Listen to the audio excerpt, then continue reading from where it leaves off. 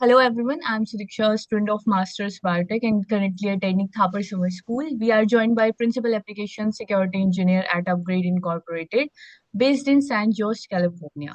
He holds a Master's in Computer Software Engineering from San Jose State University and specialized in cybersecurity and AI security.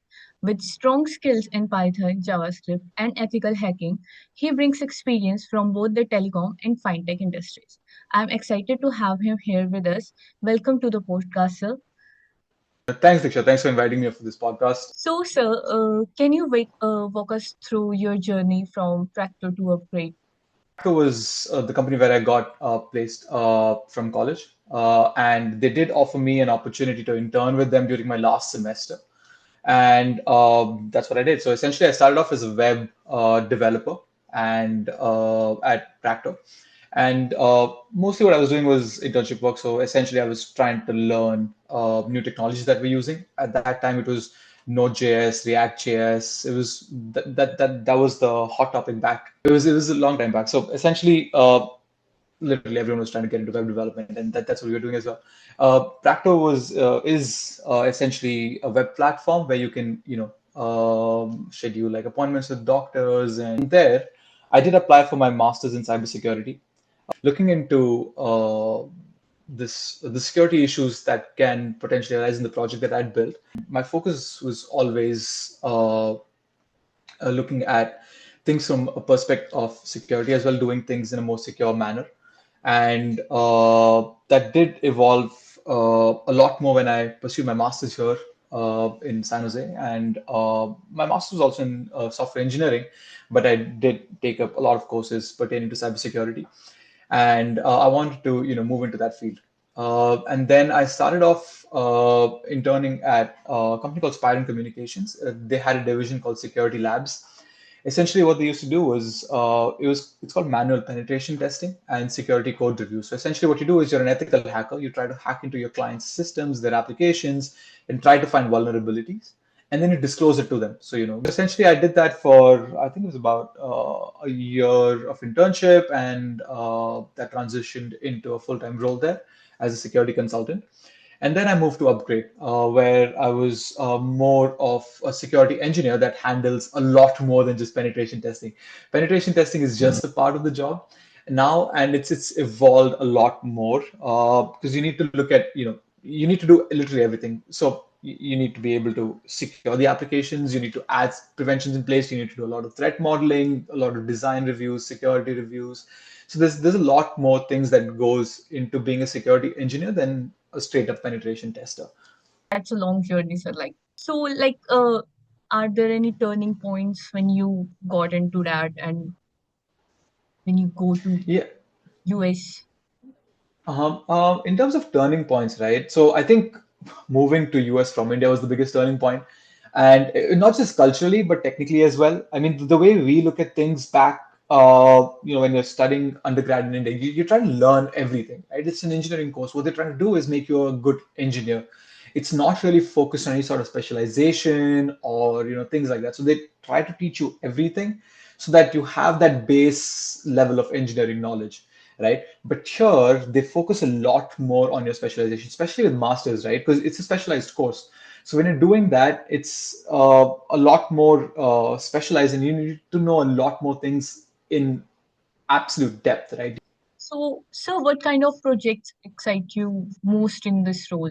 That mix ambiguity and scale, right? So I love working with AI related security, or LLM agents, or building reusable threat model for like RAG pipelines and stuff like that. The second thing I like to do a lot is automation. I am a pro automator. Okay, sir. So, in today's world of high-end technology and growing cyber threats, how do you protect your applications that you work on, and what tools or safety practices you follow? That's a good question, honestly.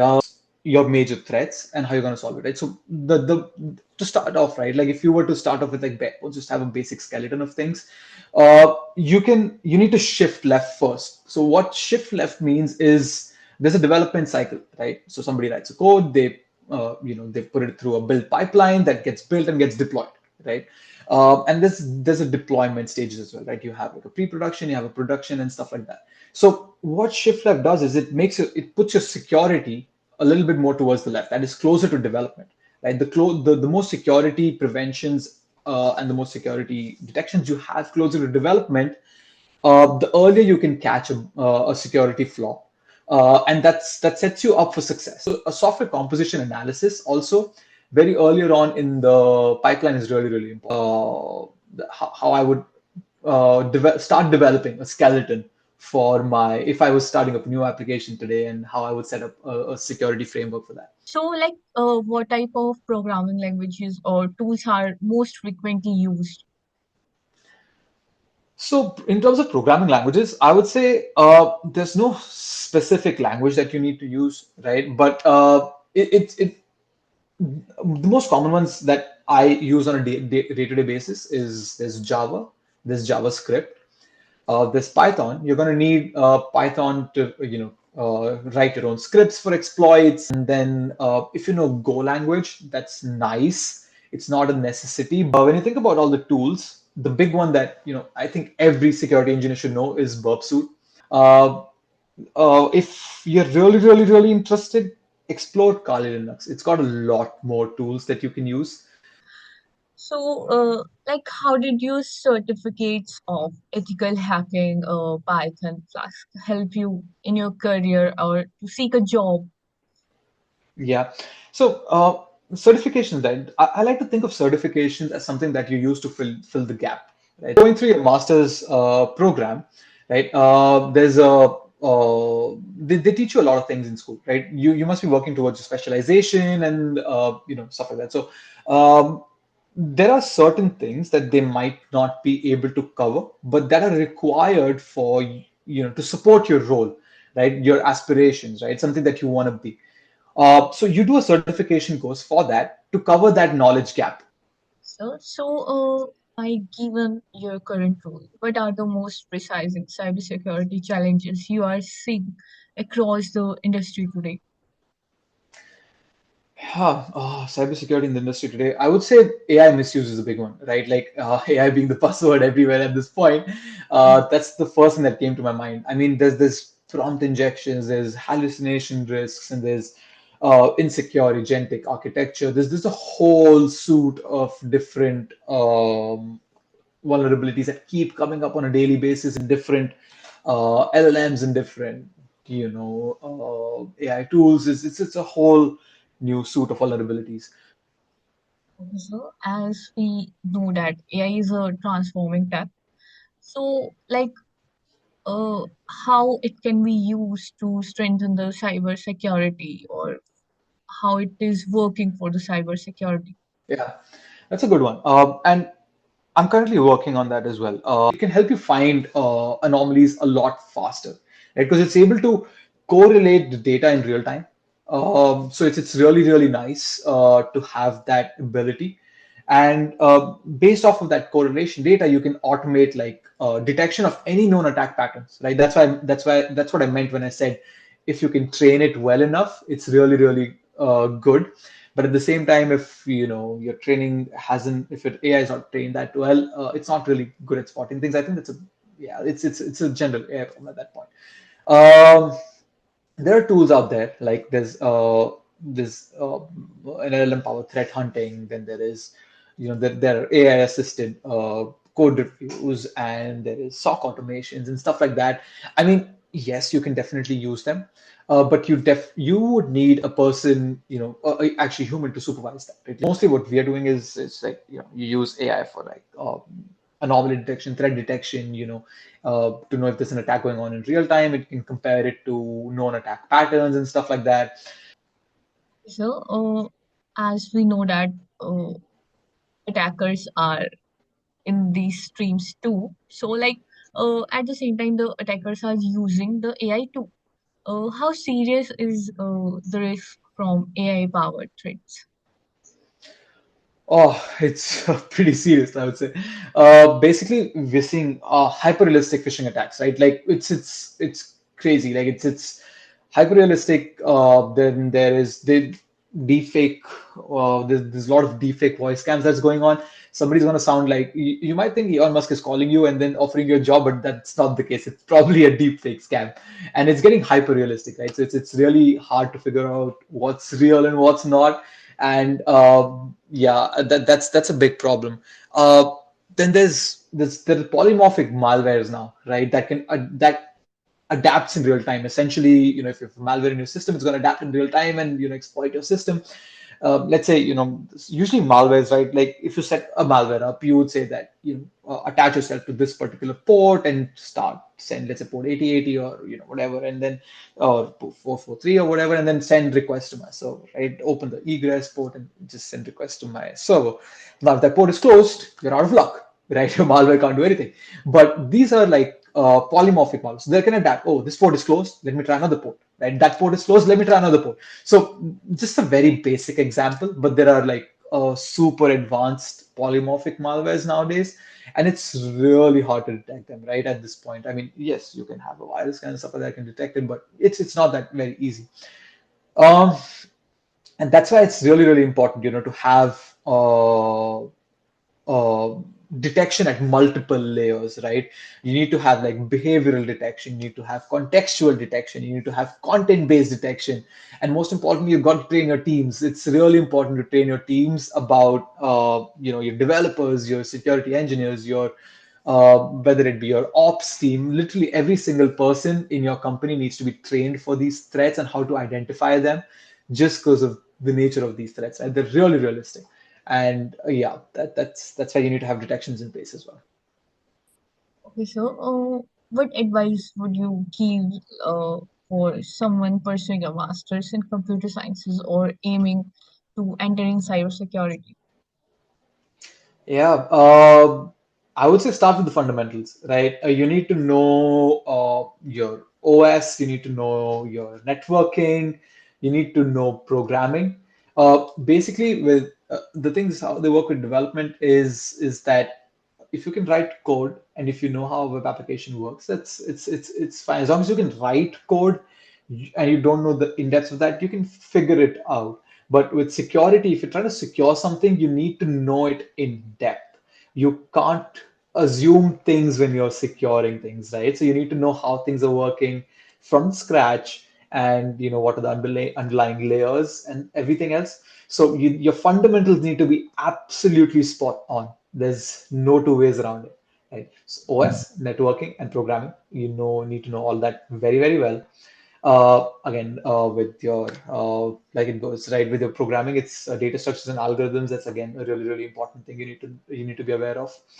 Um then hands-on labs are really important. Take them very seriously when you're practicing on applications. You're doing testing. There are a lot of labs available online where you can go and try to hack into their boxes and stuff like that. Take them very seriously because they make it vulnerable. They make it purposely vulnerable. So you're not going to find vulnerabilities that easily outside, but they're very close to how real world applications are set up. So take them seriously, and then learn tools like this is Burp Suite. Community edition is free again. Download it. I can't stress enough. Use Burp Suite. Use Wireshark. Use Metasploit. These are your best friends as a security engineer. Learn these tools. They're going to help you out a lot, and you're going to use them throughout your cybersecurity career. It's not like you just learn it and forget it. You're going to use them on a regular basis. Um, and build your ethical hacking skills, right? Try going for CTFs, this capture the flags. Try going for those events. Try going for hackathons. Try applying for bug bounties. This hacker one. There are a lot of programs out there you can apply to, and do it in an ethical manner. If you find a vulnerability, report it on the bug bounty program. Do not try to exploit it. Please do it in an ethical manner. And it can get exciting, but don't do things like a DOS attack and try to bring servers down. It's not a good practice, and you'll get in trouble for it. So do it in an ethical manner. Try to join bug bounties. You'll also get paid for any vulnerabilities you find. These companies are very forthcoming when it comes to like paying for bugs, security issues that you find in their systems, because you save them from a lot of headache, future attackers from exploiting that vulnerability. So they you can get bounties off of that as well. Um, Certain certifications like OSCP, then there is CEH, there's a bunch, there's CompTIA Security Plus and stuff like that. So there's a lot. You can do those certifications to fill the knowledge gap, to get certain skills under your belt. It's really nice. OSCP is a really good one. CISSP is another one. If we're getting into that, OSCP is for people who are trying to get into red teaming. CISSP is for people who are trying to get into blue teaming, stuff like that. So it's nice. And I would say most importantly, stay curious, right? This is an ever evolving field. New innovations, new technologies keep coming up. They all need to be secured. So you got to stay curious. You got to stay on top of things, of the latest technology trends, and be hungry to learn. That's the biggest thing. As long as you have that hunger to learn something, you will do good as a security engineer. Okay, sir. So, what are the major skills which are required or make a strong backbone for your cybersecurity jobs? Yeah, so in terms of major skills, yeah, you need to know ethical hacking, right? Penetration testing is a big one. So you need to know that. You need to know how to read code. Source code analysis is another thing, right? You just scanner can find vulnerabilities, but you need to be the person who need to figure out whether this is an actual issue in your application or not, right? So you need to be able to read the code, understand, what is happening. Security architecture reviews is very, very important. So you need to know how things are working under the hood in order to figure out if a design is secure enough or not. So that's another skill you need to know, right? So it's all about understanding the basics, the fundamentals of things, and how they're working. And yeah, knowing code, how applications working, penetration testing, like I mentioned, is a big one. And if you're exploring into like other avenues, if let's say DevSecOps and things, you need to know server side of things as well. That's another skill that's really in demand, DevSecOps these days, because everything is moving to cloud infrastructure, right? So you need to be able to secure those. So that's really important. Then there is yeah, these days AI being the buzzword again. If you can learn a lot about it, and the different attack vectors that are possible through AI agents and AI tools and stuff, that could be a nice skill to have as well. So, what roadmap would you suggest for a student who want to pursue a career in cybersecurity? In the beginning, when I mentioned, you can download Burp Suite, download Wireshark, start with that.